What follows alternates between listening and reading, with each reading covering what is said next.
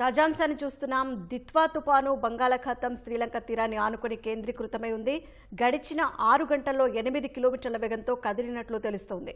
కోస్తా రాయలసీమలో రేపు ఎల్లుండి భారీ వర్షాలు పడే అవకాశం ఉంది. ఇక మరింత సమాచారం మా ప్రతినిధి ఆదిత్య పవన్ అడిగి తెలుసుకుందాం.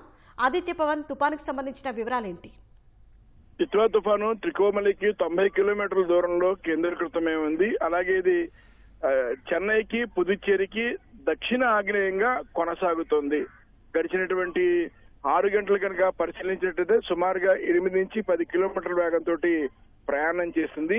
ఇది ఉత్తర వాయు దిశగా ప్రయాణం చేస్తుంది. ఈ రోజు దీని ప్రభావం స్వల్పంగా దక్షిణ కోస్తా మీద కనిపించే అవకాశం ఉంది. కానీ రేపు, ఎల్లుండి, అవతల ఎల్లుండి 29, 30 ఈ తేదీలలో కూడా చాలా బలమైనటువంటి ప్రభావం చూపించే అవకాశం ఉంది. 30వ తేదీ రాష్ట్రంలో కోస్తాంధ్రలో సుమారుగా 6 జిల్లాలలో రెడ్ అలర్ట్ ఇప్పటికే ప్రకటించడం జరిగింది. 20 సెంటీమీటర్లు మించినటువంటి వర్షపాతం నమోదయ్యేటువంటి అవకాశం ఉంది.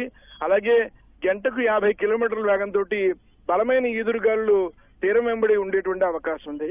ముఖ్యంగా ఈ దిత్వా తుఫాను తీరానికి సమీపంగా వచ్చేటువంటి అవకాశం ఉంది. తీరం దాటేటువంటి ప్రక్రియ విషయంలో మాత్రం ఇప్పటికే వాతావరణ నిపుణులు అధ్యయనం చేస్తున్నారు. తీరం దాకా వచ్చిన సమయంలో ఉత్తర ఉన్నటువంటి పరిస్థితిని బట్టి ఈశాన్య దిశగా కానీ, ఉత్తర దిశగా కానీ కదిలేటువంటి సంకేతాలను కనిపిస్తుంది.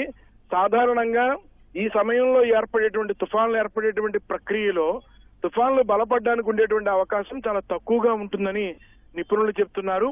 మరోవైపు ఎప్పుడైనా సరే ఒక సర్క్యులేషన్ వేగంగా కనుక అది తుఫాన్గా మారినట్లయితే అది బలహీనంగా ఉంటుందనేటువంటి అంశాన్ని కూడా స్పష్టం చేస్తున్నారు.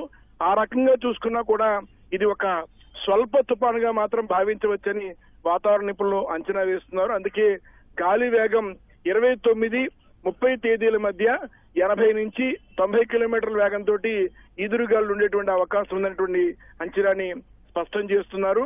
ఈ తుఫాను యొక్క ప్రభావం మాత్రం రాగలటువంటి 2 రోజుల్లో దక్షిణ కోస్తా మీద బలంగా కనిపించే అవకాశం ఉంది. తుఫాను తీరం దాటిన తర్వాత మాత్రం రాష్ట్రం అంతా కూడా చాలా చోట్ల భారీ వర్షాలు పడే అవకాశం ఉంది. తీరం దాటేటువంటి సమయంలో తమిళనాడు ప్రాంతంలో 80 కిలోమీటర్ల వేగంతో ఈదురుగాలు ఉండేటువంటి పరిస్థితి ఉన్నప్పుడు దక్షిణ కోస్తా పరిసర ప్రాంతంలో మాత్రం 50 కిలోమీటర్లు ఉండే అవకాశం ఉంది. కానీ ఈ తుఫాను స్పష్టంగా తీరం దాటేటువంటి సంకేతాలు తక్కువగా కనిపిస్తున్నాయి.